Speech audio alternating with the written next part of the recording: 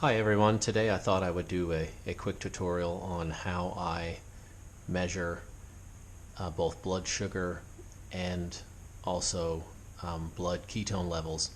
This is for anybody that's looking to get into either a partial ketogenic diet, whether it be for weight loss or control of diabetes or control of epilepsy, etc.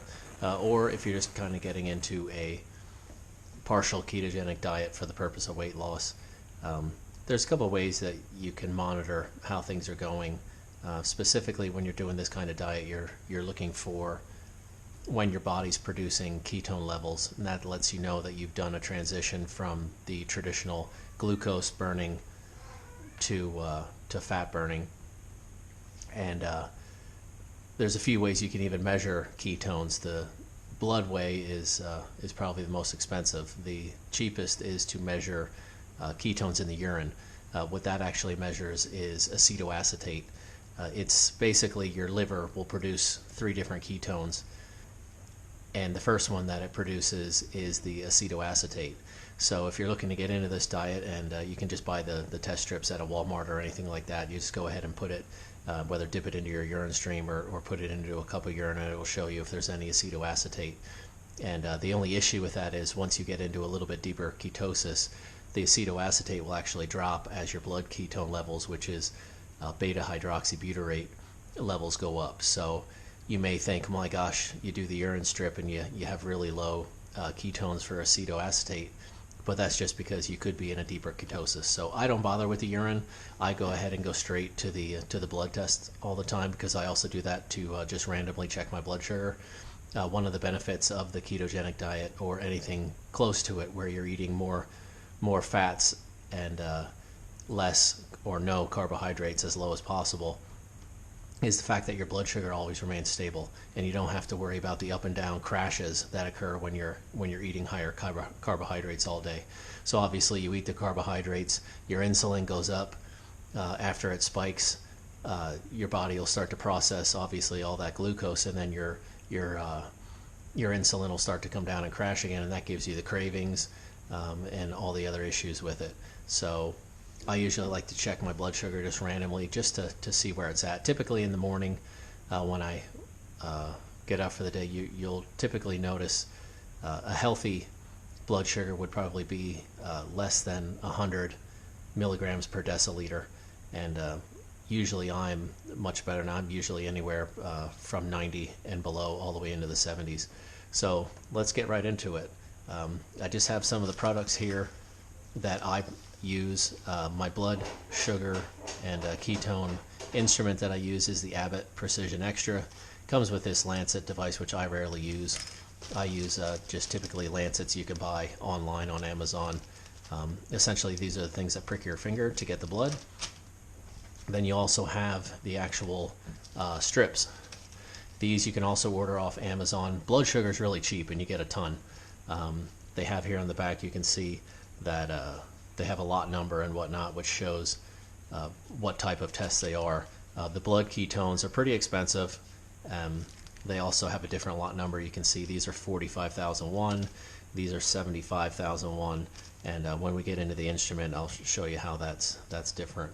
So the process, I usually don't use this. I just have some cotton rounds here and alcohol. Typically I'll just wash my hands, but I figured for a tutorial I might as well make this as clean and sterile as possible. You get into a rhythm and you don't worry about as much, but I'll do that here. So I've got 2 strips out, one for blood sugar and one for ketones, and let's see where I'm at. This will actually be a little bit interesting because I ate a whole ton of French fries last weekend, and I know my body threw myself out of ketosis for most of the week. So I've been trying to get back down in it just by limiting the amount of carbs I get and concentrating on those good fats. So it'll be interesting to see where I'm at. So you go ahead and pick whatever fingers you want. This isn't particularly painful. I would imagine if you maybe have to monitor constantly, it could be, but I've never really had a whole lot of issues with it. So you take one of your Lancets right here, and on the end, they're all different, but this one here you have to twist, and it preloads the spring inside. So we go ahead and take that off. I'm going to go ahead and do my second one a while just so it's out of the way. These don't always work, so it's good to sometimes have a backup lancet, which I'll go ahead and get one of those out. I'll just have that standing by here. So first we'll go ahead and do blood sugar. You get this and you go ahead and just tear it open,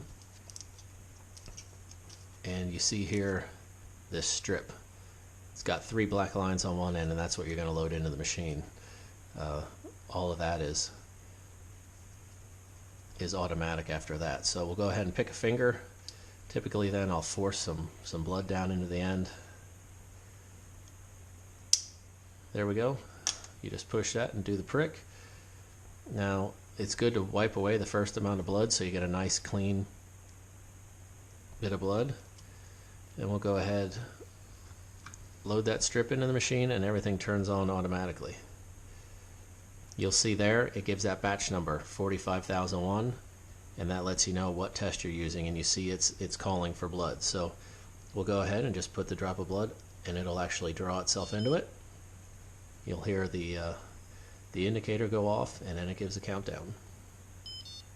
So this morning, after a normal night fast overnight, I last ate at like 9 o'clock, my blood sugar is at 88 milligrams a deciliter. So I'm pretty happy with that. We'll go ahead and dispose of that.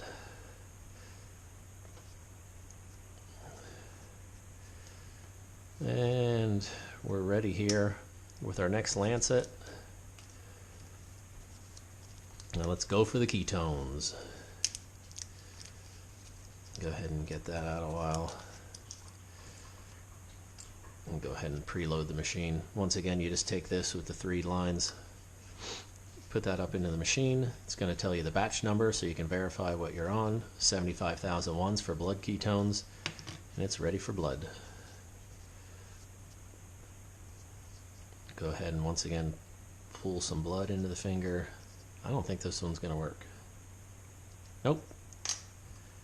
So we'll go ahead and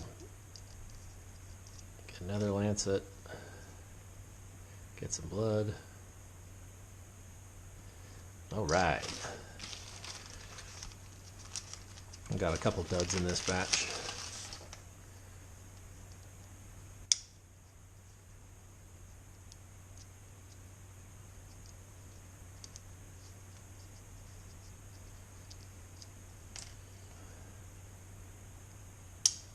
There we go.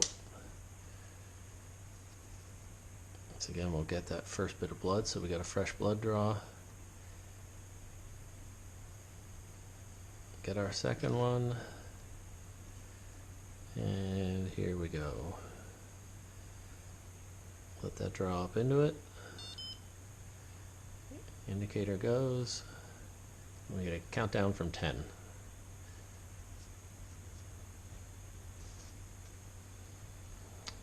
Survey says 0.3. It's better. I had actually tested a day ago, and I was only at 0.1 in the morning. Now, when you wake up in the morning, typically your ketone levels will be a little bit lower anyway. They normally say that for nutritional ketosis, you're going to be anywhere from 0.5. This is millimolars per liter, which you see that right there. And it's usually from 0.5 anywhere to 3. People that are in a heavy fat burning on a long fast, or just have a tremendous amount of fat they can burn, will sometimes even get over that. But for the most part, nutritional ketosis, like I said, is anything over 0.5. So I'm getting there. I definitely have the ketones building up in my blood. I know I'm switching back over to fat burning from my French fry bonanza. And that's why I don't find this diet to be really all that hard. Days that I want to go kind of off-grid and eat whatever I want is fine.